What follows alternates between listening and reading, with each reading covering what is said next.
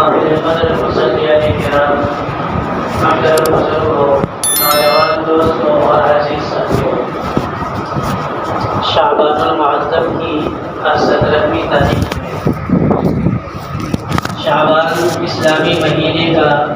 8واں مہینہ ہے، اور اس کے بعد آنے والا مہینہ رمضان المبارک کا مہینہ ہے جس سے ہم سب واقف ہیں۔ تو شعبان رمضان سے پہلے والا مہینہ گویا کہ شعبان کا مہینہ رمضان المبارک کے مہینے کی تمہید ہے، رمضان المبارک کی اطلاع دینے والا مہینہ ہے کہ رمضان آنے والا ہے، شعبان ختم ہوا، رمضان کا مہینہ شروع ہو جائے گا۔ تو شعبان کا مہینہ رمضان کے مہینے کی تمہید ہے، جیسا کہ گزشتہ جمعہ آپ کے سامنے یہ بات عرض کی ہے کہ بزرگوں کا قول ہے کہ رجب کا مہینہ اللہ تبارک و تعالیٰ کی رحمتوں کے ہواؤں کے چلنے کا مہینہ ہے، اور شعبان کا مہینہ اللہ تبارک و تعالیٰ کی رحمتوں کے بادلوں کے جمع ہونے کا مہینہ ہے، اور رمضان کا مہینہ اللہ کی رحمتیں اور برکتوں کے برسنے کا مہینہ ہے۔ تو یہ شعبان تمہید ہے رمضان المبارک کی کہ یہ تمہید ختم ہوگی اور رمضان المبارک کا مہینہ شروع ہو جائے گا۔ تو ہم لوگ بڑے خوش قسمت ہیں، قسمت والے ہیں کہ اللہ تبارک و تعالی ہم سب کو ایک مرتبہ پھر رمضان المبارک کا مہینہ عطا فرمانے والے ہیں، اور انشاءاللہ عطا فرمائیں گے۔ ورنہ بزرگوں، گزشتہ رمضان میں یا گزشتہ سال لاکھوں لوگ جو زمین کے اوپر چلتے تھے دنیا کے اندر، وہ آج زمین کے اندر من و مٹی کے نیچے دبے ہوئے ہیں۔ وہ اس رمضان کو زندگی کی حالت میں نہیں پا سکے، وہ اس دنیا سے چلے گئے۔ تو ہم لوگ خوش قسمت ہیں، اللہ تبارک و تعالیٰ نے ہم سب کو ایک مرتبہ پھر رمضان المبارک کا مہینہ دینے کا فیصلہ انشاءاللہ فرما لیا ہے۔ تو رمضان المبارک کا مہینہ ہم لوگوں کو مل جائے گا، یہ ہم لوگوں کو خوش قسمتی کی بات ہے۔ موقع کا مل جانا، وقت کا مل جانا، مہلت کا مل جانا، یہ اللہ تبارک و تعالیٰ کا بڑا انعام ہے۔ اللہ تبارک و تعالیٰ کی بڑی مہربانی ہے کہ انسان کو موقع مل جائے۔ آدمی ایک مرتبہ مرتے مرتے بچتا ہے تو پھر کہتے ہیں کہ مجھے دوبارہ زندگی مل گئی، بہت احتیاط سے چلتا ہے۔ اگر راستے پر بچ گیا تھا تو پھر وہ راستے بہت احتیاط سے پار کرتا ہے۔ کسی جگہ کام کرتے ہوئے، کوئی کام کرتے ہوئے بچ جاتا ہے تو کہتے ہیں موت کے منہ سے نکلا ہوں یہ کام کرتے ہوئے، دوبارہ یہ کام نہیں کروں گا۔ انسان اپنی نوکری کو چھوڑ دیتا ہے، اپنے پیشے کو ترک کر دیتا ہے کہ نہیں، اس نوکری کو کرتے کرتے اور اس پیشے کو کرتے کرتے میں موت کے منہ میں چلا گیا تھا اور موت کے منہ سے نکل کر کے آیا۔ تو انسان نوکری کو، پیشے کو، اپنے کام کو ترک کر دیتا ہے کہ نہیں، اس میں خطرہ ہے، موت ہے۔ تو اللہ تبارک و تعالیٰ کی طرف سے مہلت کا مل جانا اور ایک رمضان کے بعد دوسرے رمضان کا میسر ہو جانا، یہ اللہ تبارک و تعالیٰ کی بزرگوں بڑی مہربانی ہے، بڑا قدر ہے۔ اگر اللہ تبارک و تعالیٰ ہمیں ابھی بھی جو 13-12 دن رہ گئے ہیں، ہم میں سے کسی کو بلا لے تو کس کا اختیار چلنے والا ہے؟ کون اپنے آپ کو بچا سکتا ہے؟ اور ہم میں سے کون اس بات کی یقینی طور پر گارنٹی دے سکتا ہے کہ وہ رمضان المبارک کا، اسی سال کے رمضان المبارک کا مہینہ پا لے گا؟ تو یہ اللہ تبارک و تعالیٰ کا بڑا کرم ہے، بڑا اکرام ہے، بڑی مہربانی ہے کہ اللہ تبارک و تعالیٰ ہم سب کو رمضان المبارک کا مہینہ عطا فرما رہے ہیں۔ حضرت ابو ہریرہ رضی اللہ تعالیٰ عنہ فرماتے ہیں کہ ایک جنگ کے موقع پر دو بھائی یا ایک قبیلے کے دو آدمی نبی اکرم صلی اللہ علیہ وسلم کے ہاتھ مبارک پر بیعت کیا اور اسلام قبول کیا۔ جنگ کا موقع تھا، ایک ہی قبیلے کے دونوں آدمی تھے، دونوں نے ایک ساتھ ایمان قبول کیا، اور ایمان قبول کرنے کے بعد جنگ میں لگے، ایک شہید ہو گئے، دوسرا زندہ رہا، اور 1 سال کے بعد بستر پر ان کی موت ہوئی، انتقال انہوں نے فرمایا۔ حضرت طلحہ رضی اللہ تعالیٰ عنہ فرماتے ہیں کہ میں نے خواب میں دیکھا کہ جو آدمی شہید ہوا تھا وہ اور جو آدمی 1 سال کے بعد انتقال ہوا وہ، ان دونوں میں وہ آدمی جو 1 سال کے بعد انتقال ہوا وہ پہلے جنت میں داخل کیا گیا۔ ان کو خواب میں ہی تعجب ہوا کہ یہ کون سی بات ہوئی کہ ایک آدمی ایمان قبول کیا اور اللہ کے راستے میں شہید ہوا، اور ایک آدمی بستر پر مرا ہے، اللہ کے راستے میں نہیں مرا۔ تو جو آدمی اپنے بستر پر مرا ہے وہ پہلے جنت میں جا رہا ہے، جو شہید ہوا ہے وہ بعد میں جنت میں جا رہا ہے۔ صبح اٹھے، بیدار ہوئے، نبی اکرم صلی اللہ علیہ وسلم کی خدمت میں حاضر ہوئے۔ صحابہ کرام رضوان اللہ علیہم اجمعین کا یہ معمول تھا کہ وہ اپنے ہر مسئلے کا حل نبی اکرم صلی اللہ علیہ وسلم کی خدمت اقدس میں رکھا کرتے، اور یہ مسلمانوں کا شیوا رہا ہے، مسلمانوں کا یہ امتیاز رہا ہے کہ اپنے ہر مسئلے کا حل اس وقت کے اکابرین، صلحاء اور علماء کی خدمت میں رکھیں۔ ہر مسئلے کا حل نبی اکرم صلی اللہ علیہ وسلم کی خدمت میں حضرت طلحہ رضی اللہ تعالیٰ عنہ نے رات کے خواب کو بیان فرمایا کہ اللہ کے نبی صلی اللہ علیہ وسلم یوں ہوا، میں نے خواب دیکھا کہ جو ایک قبیلے کے 2 آدمی ایک ساتھ ایمان میں داخل ہوئے تھے، ایک اسی دن شہید ہو گئے اور دوسرے 1 سال کے بعد شہید ہوئے، ایک سال کے بعد انتقال کیے، لیکن جو بعد میں انتقال کیے وہ پہلے جنت میں داخل ہو گئے، اور جو 1 سال پہلے شہید ہوئے تھے وہ بعد میں جنت میں داخل ہوئے۔ اللہ کے نبی صلی اللہ علیہ وسلم، اس پر مجھے تعجب ہوا۔ اللہ کے نبی صلی اللہ علیہ وسلم نے فرمایا طلحہ تعجب کی کیا بات ہے؟ کیا وہ آدمی جو 1 سال بعد تک زندہ رہا اس نے 1 مہینے کے روزے زیادہ نہیں رکھے؟ کیا وہ آدمی جو 1 سال تک زندہ رہا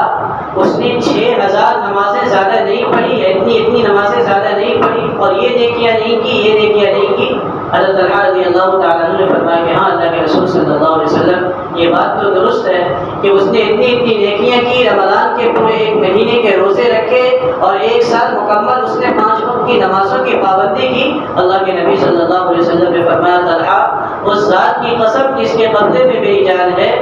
اس آدمی کے درمیان اور شہید ہونے والے آدمی کے درمیان زمین اور آسمان کے درمیان جتنا فاصلہ ہے اتنا ہی ان دونوں کے درمیان جنت میں جانے کا فرق ہے۔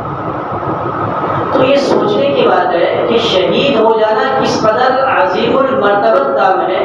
کتنا اہم کام ہے۔ آدمی کہتے ہیں کہ شہید ہو گیا اللہ کے راستے میں، یعنی بڑا کام کیا اور بڑے خوبی کو پا لیا اور اللہ تبارک و تعالیٰ کے یہاں اس کا مرتبہ بہت بلند ہو گیا۔ لیکن بزرگوں سوچے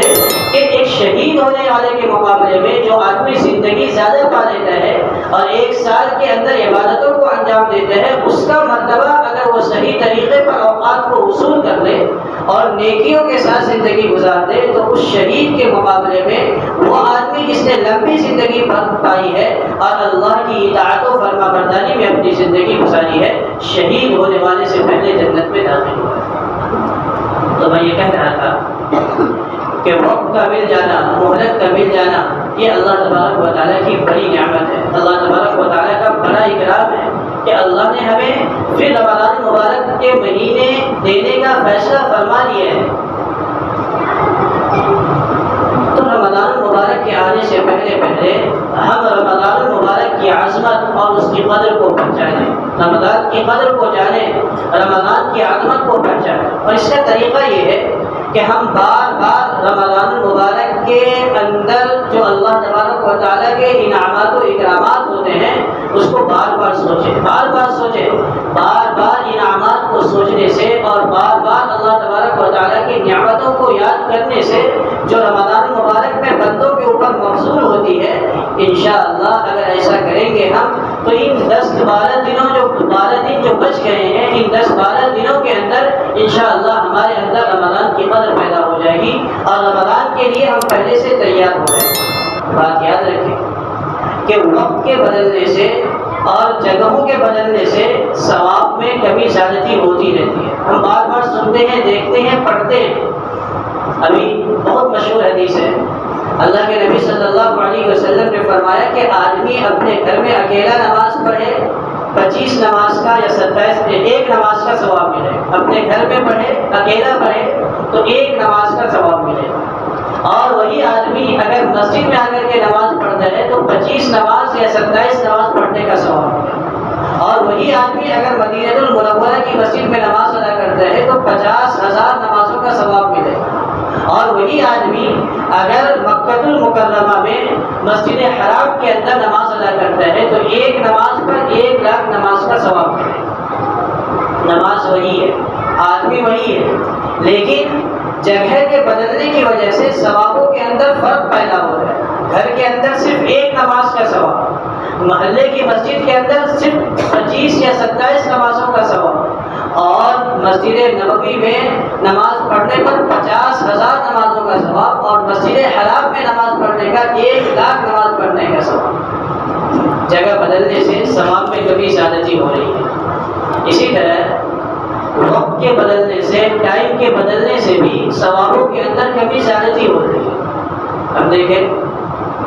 دن کے وقت میں ہم نفل نماز پڑھیں ثواب ملے گا، اور وہی نفل نماز ہم رات کے آخری حصے میں پڑھیں جسے تہجد کہتے ہیں، ثواب ملے گا، لیکن دونوں کے ثواب میں زمین و آسمان کا فرق ہوگا۔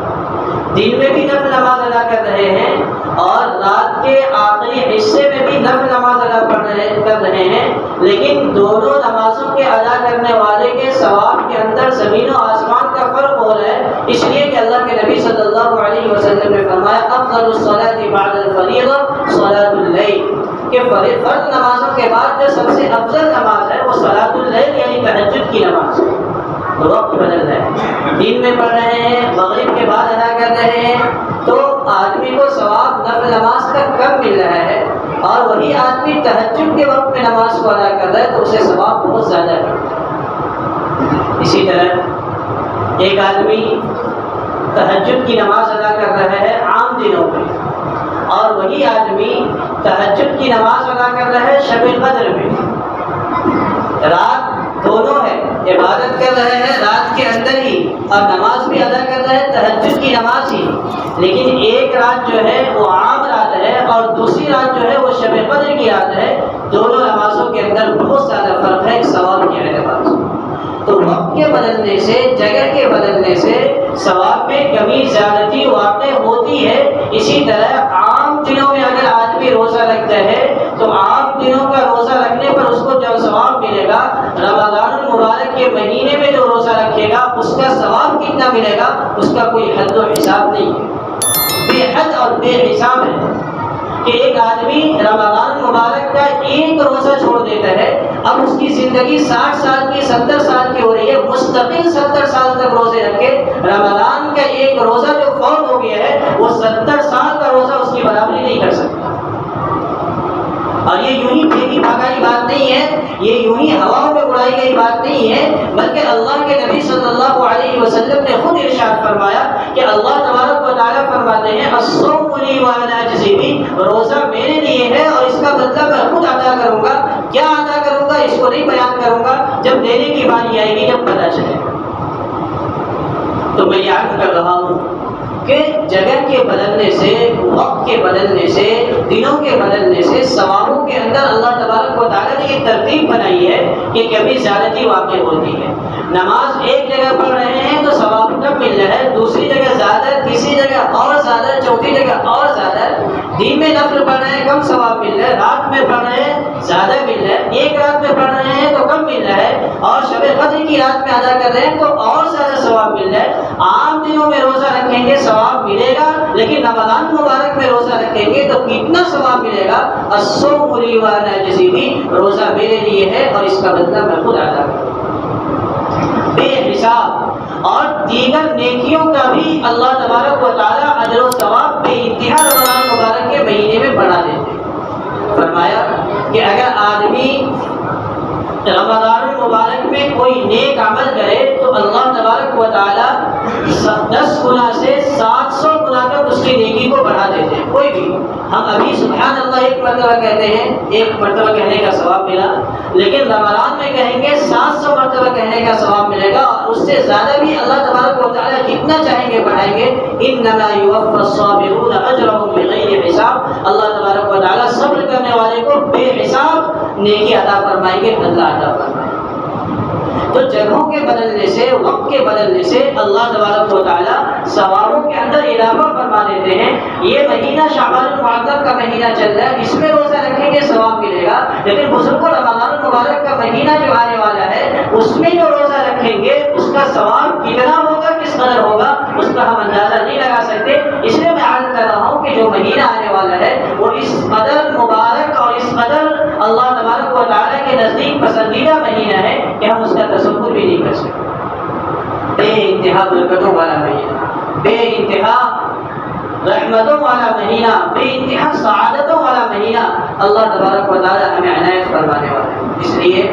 رمضان المبارک کے مہینہ کے آنے سے پہلے شروع ہونے سے پہلے ہم نیکیوں کی رفتار کو بڑھائیں، ہم نیکیوں کی مقدار کو بڑھائیں، ہم نیکیوں کی تعداد کو بڑھائیں، اپنی فکر کریں، اپنے ایمان کی فکر کریں، اپنے قبر کی فکر کریں، اپنی آخرت کی فکر کریں۔ ایک شکاری کتے کو ہم دیکھتے ہیں کہ بعض لوگ شکار کرنے کے لیے کتوں کو پالتے ہیں، اس کی تربیت کرتے ہیں اور پھر وہ جنگل میں لے جا کر کے کتے کو چھوڑ دیتا ہے تو کتا شکار کو پکڑ کر کے لا کر کے شکاری کے حوالے کرتا ہے، عام طور پر ہوتا ہے اور یہ پرانے زمانے سے ہوتے ہوئے آ رہا ہے۔ کہتے ہیں کہ ایک شکاری نے کتے کو، صرف سمجھانے کے لیے بات ہے کہ ایک شکاری نے ایک کتے کی تربیت کی شکار پکڑنے کے لیے اور خوب تربیت کر کے جنگل میں لے گیا اور ایک خرگوش کے پیچھے چھوڑ دیا۔ اب کتا اس کے پیچھے دوڑ رہا ہے اور خرگوش آگے آگے۔ خرگوش خوب تیز رفتاری کے ساتھ دوڑا اور کتے کے پہنچ سے آگے نکل گیا، غائب ہو گیا۔ پوچھنے والے نے خرگوش سے پوچھا کہ کتا تربیت یافتہ تھا، اسے کھلایا گیا تھا، پلایا گیا تھا، سکھلایا گیا تھا کہ اس طرح شکار کو پکڑنا ہے، اس طرح اس کو اپنے قابو میں کرنا ہے۔ پھر کتا کی جو پیر، کتا کا جو پیر ہے، کتا کی جو ٹانگیں ہیں وہ تیرے ٹانگوں کے مقابلے میں بہت بڑے ہیں، پھر تو کیسے کتے سے بچ گیا؟ کتا تیرے پیچھے دوڑ رہا تھا اور تو کتے سے بچ گیا۔ تو خرگوش نے جواب دیا کہ میں اپنے لیے دوڑ رہا تھا، اس لیے میرے دوڑنے کا انداز کچھ اور تھا، اور کتا اپنے آقا کے لیے دوڑ رہا تھا، اس لیے اس کے دوڑنے کا انداز کچھ اور تھا۔ جو اپنے لیے بھاگتا ہے، جو اپنے لیے دوڑتا ہے وہ جان بچنے تک دوڑتا ہے، اور جو آقا کے لیے بھاگتا ہے وہ آقا کی نظر سے چھپنے تک دوڑتا ہے۔ کتا اپنے آقا کے لیے دوڑ رہا تھا، جب اس کی نظروں سے اوجھل ہو گیا تو اپنی رفتار کو دھیرے کر دیا، اور میں اپنی جان بچانے کے لیے دوڑ رہا تھا، اس لیے میں دوڑتا رہا جب تک مجھے اس بات کا اطمینان نہیں ہو گیا کہ میں بچ چکا ہوں اور کتا میرا پیچھا چھوڑ دیا ہے۔ اس وقت تک میں دوڑتا رہا، تو میں اپنی جان بچانے کے لیے بھاگ رہا تھا اور کتا اپنے آقا کی نظر سے بچنے کے لیے بھاگ رہا تھا۔ دونوں کے دوڑنے میں فرق تھا، اس لیے دونوں کے انداز میں فرق تھا، اس لیے پاؤں چھوٹا ہونے کے باوجود بھی میں بھاگ نکلا اور وہ پاؤں بڑا ہونے کے باوجود مجھے پکڑ نہیں سکا۔ تو جس طرح آج خرگوش جان بچانے کے لیے بھاگتا ہے تو اپنی رفتار میں بھاگتا ہے۔ بزرگوں، یہ رمضان المبارک کا مہینہ غنیمت ہے، ہم اپنے آپ کو دوزخ کی آگ سے بچانے کے لیے تیز رفتاری کے ساتھ دوڑیں، تیز رفتاری کے ساتھ بھاگیں، اور یہ رمضان المبارک کا مہینہ بھاگنے کے لیے غنیمت موقع ہے، بے انتہا غنیمت موقع ہے۔ میں نے عرض کیا کہ ثوابوں کا اللہ تبارک و تعالیٰ انبار لگا دیتے ہیں انسانوں کے لیے، رحمتوں کی بارش فرما دیتے ہیں، برکتوں کی بارش فرما دیتے ہیں، سعادتوں کی بارش فرما دیتے ہیں، معمولی چیزوں پر اتنا نوازتے ہیں کہ انسان اس دنیا میں رہ کر کے اس کا تصور بھی نہیں کر سکتا۔ اس لیے کہتے ہیں اور بار بار آپ کے سامنے رمضان سے پہلے مناسبت میں بات آتی ہے کہ رمضان المبارک کا مہینہ یہ سیزن کا موقع ہے، سیزن کا موسم ہے۔ جس طرح سردی کے موسم میں گرم کپڑے بکتے ہیں اور گرمی کے موسم میں ٹھنڈی چیزوں کو آدمی خوب خریدتا ہے، اس کی خوب بکری ہوتی ہے، اسی طرح رمضان المبارک کا مہینہ جو ہے یہ سیزن کا موقع ہے۔ اس میں نیکیاں خوب کمائے اور نیکیاں اللہ تبارک و تعالیٰ سے خوب حاصل کرنے کی کوشش کرے۔ سیزن کا موقع ہے، کم کام زیادہ دام۔ دیکھتے ہیں بعض دفعہ ایسا ہوتا ہے کسی کو بہت زیادہ ضرورت ہو تو کام بہت کم کرواتا ہے لیکن دام بہت زیادہ دیتا ہے۔ بسا اوقات ایسا ہوتا ہے کہ ایک آدمی مزدوری کرتا ہے 8 گھنٹے مزدوری کرتا ہے اس کو 500 روپے مل جاتے ہیں، لیکن ایک آدمی کو ضرورت ہے تو کہتا ہے صرف اتنا کام کر دے، 1 گھنٹے میں کر یا 2 گھنٹے میں کر، تمہیں 500 روپے مل جائیں گے۔ تو اسی کو کہتے ہیں کہ کم کام زیادہ دام۔ رمضان المبارک کا مہینہ وہی مہینہ ہے کہ کام کم کرنے ہیں اور دام اللہ تبارک و تعالیٰ کے یہاں بہت زیادہ ہے اس کا۔ اس لیے بزرگوں، رمضان مبارک کے مہینے کے آنے سے پہلے ہم رمضان کا استقبال کریں، رمضان کے لیے تیاری کریں۔ اس بات کو بھی سمجھیں کہ سواری جس قدر تیز رفتاری کے ساتھ منزل تک مسافر کو پہنچاتی ہے، مسافر اسی قدر جلدی اس سواری کے پاس پہنچتا ہے۔ ایک بس ہے، دوسرا ریل ہے اور تیسرا جہاز ہے۔ اگر ایک آدمی کو بس سے سفر کرنی ہو تو وہ 2-4 منٹ پہلے بس اسٹینڈ پر پہنچ جاتا ہے،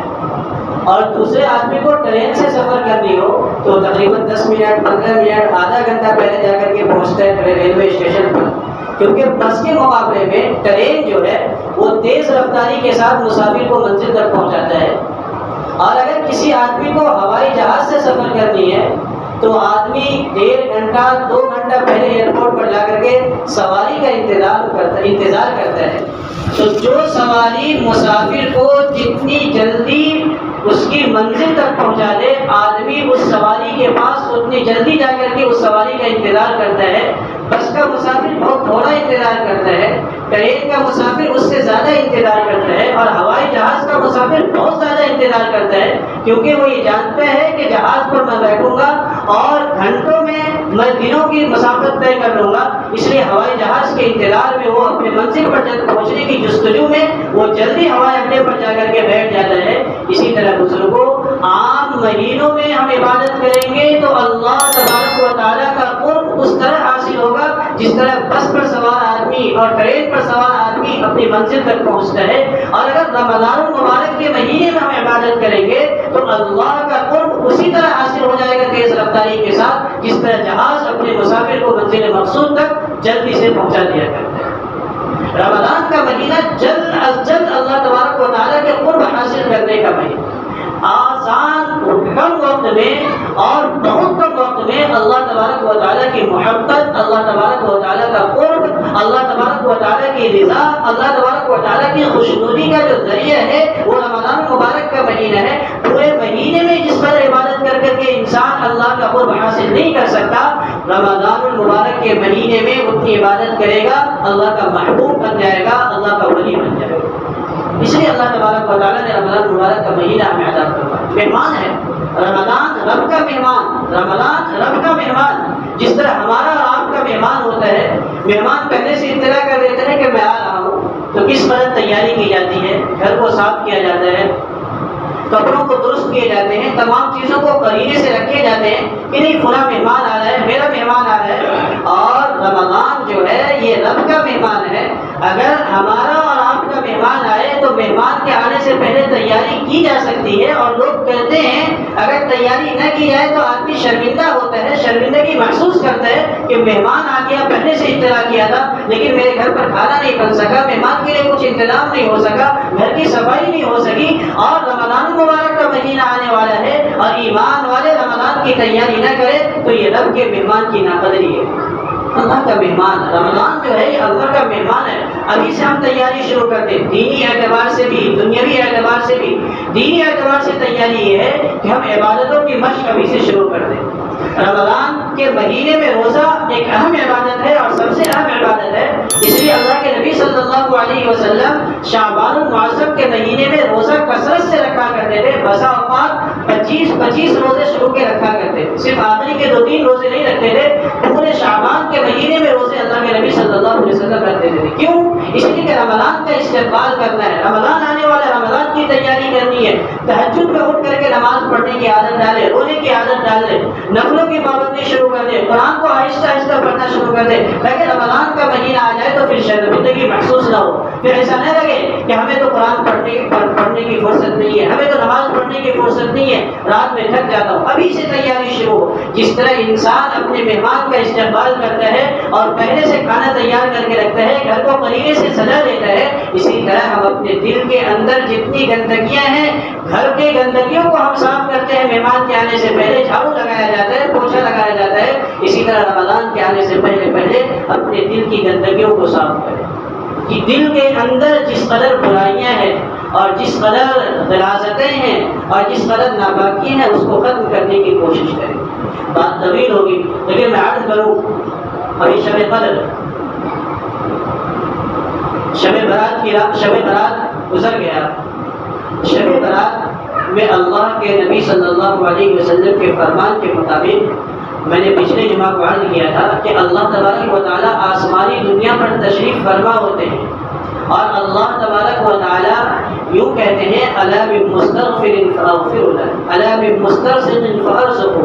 الا بمبتلا فوعافی، ہر کوئی مغفرت طلب کرنے والا کہ مغفرت دوں، عطا کروں، ہر کوئی رزق طلبگار کہ اسے رزق عطا کر دوں، ہر کوئی بیمار اور ہر کوئی پریشان حال کہ مجھ سے مانگے اور میں اس کی پریشانی کو اور اس کی بیماری کو ختم کروں۔ یہ اللہ تبارک و تعالیٰ شب برات میں فرشتوں کے ذریعے سے آواز لگواتے ہیں، مغرب کے بعد سے صبح صادق تک لگواتے رہتے ہیں، لیکن فرمایا اس رات میں بھی اللہ تبارک و تعالیٰ 7 قسم یا 8 قسم کے لوگوں کی مغفرت نہیں فرماتا۔ ان 7 قسم کے لوگوں میں سے ایک وہ آدمی ہے جو شرک کرنے والا، اللہ کے ساتھ کسی کو شریک کرے۔ ان اللہ لا یغفر ان یشرک بہ ویغفر ما دون ذلک لمن یشاء۔ دوسرا آدمی وہ ہے جو کسی مسلمان کو ناحق قتل کرے، ومن قتل مؤمنا متعمدا فجزاؤه جهنم خالدا فيها وغضب الله عليه ولعنه وأعد له عذابا عظيما۔ کہ اللہ تبارک و تعالیٰ نے فرمایا کہ جو کوئی ایمان والے کو جان بوجھ کر قتل کرتے اس کی سزا کہیں ایک بتلائی گئی، ومن قتل مؤمنا متعمدا فجزاؤه جهنم خالدا فيها غضب الله عليه ولعنه وأعد له عذابا عظيما۔ 5 طرح کے عذاب اللہ تبارک و تعالیٰ نے بیان فرمائے کہ کسی ایمان والے کو قتل کرے۔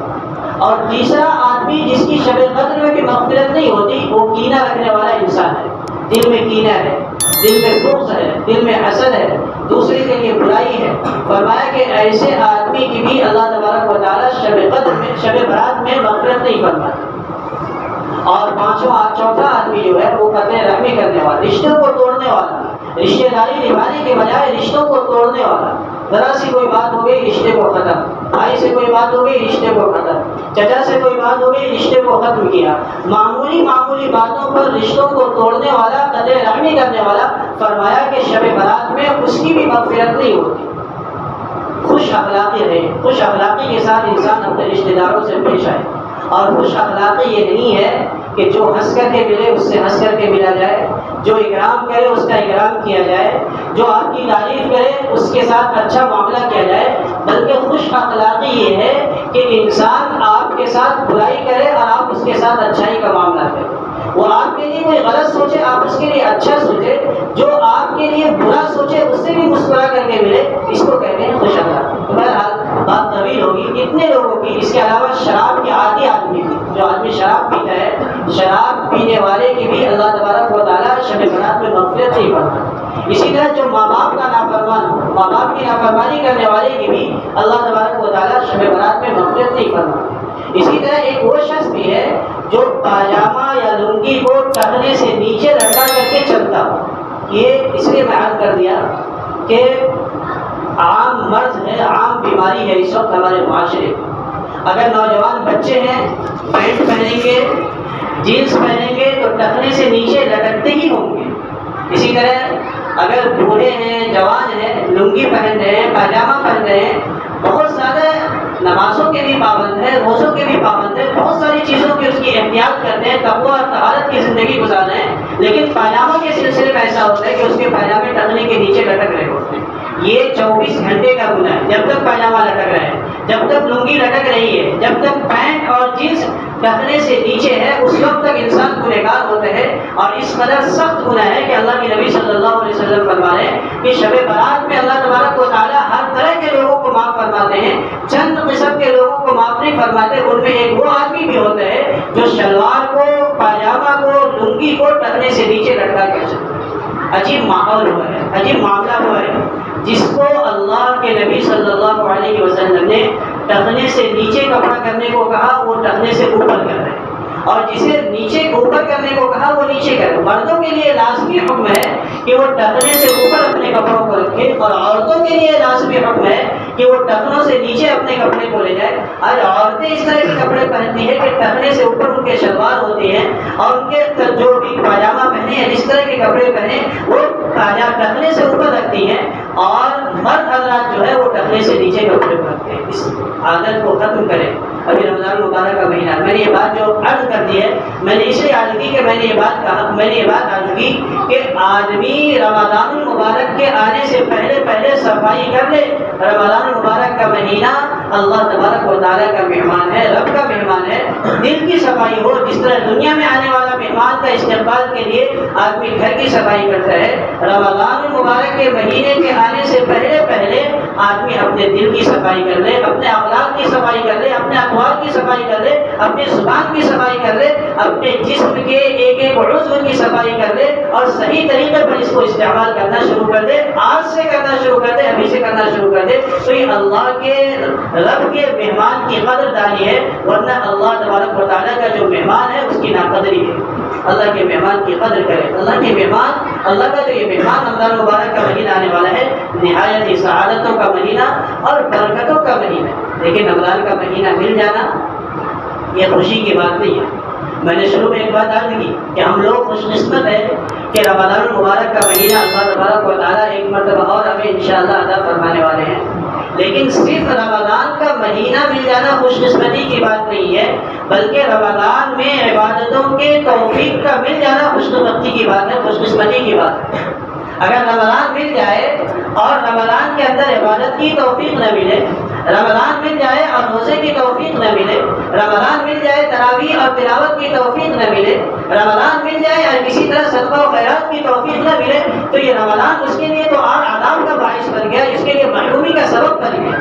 تو رمضان کا مہینہ آ رہا ہے، اللہ کا مہمان ہے، مبارک مہینہ ہے، سیزن ہے، موسم ہے نیکیوں کے کمانے کا، لیکن اس کے لیے جسے عبادت کی توفیق مل جائے۔ اللہ کے نبی صلی اللہ علیہ وسلم نے حضرت معاذ بن جبل رضی اللہ تعالیٰ عنہ کو دعا سکھائی کہ معاذ ہر نماز کے بعد دعا مانگا کر، اللہم اعنی علی ذکرک و شکرک و حسن عبادتک، کہ اللہ مجھے اپنے ذکر اور اپنے شکر اور بہترین عمل کی توفیق نصیب فرما۔ ہم دعاؤں کا سلسلہ شروع کریں۔ رمضان المبارک کے آنے سے پہلے رمضان المبارک کے آنے سے پہلے ہم دعاؤں کو بھی بڑھائیں، نمازوں کو بھی بڑھائیں۔ اللہ توفیق دے تو روزے بھی ایک آدھ بڑھا لیں، رکھ لیں، اور یہ رمضان کی تیاری کے سلسلے میں اللہ تبارک و تعالیٰ کے یہاں قدر کی نگاہ سے دیکھا جائے گا۔ اس قدر تیاری کرنی شروع کرے اور اس انداز میں تیاری کرنی شروع ہے رمضان کی۔ آج جو 10-12 دن بچ گئے ہیں، ان 10-12 دنوں میں کہ اللہ تبارک و تعالیٰ کو رحم آ جائے۔ جس طرح سوکھی ہوئی زمین کو بارش کا انتظار ہوتا ہے،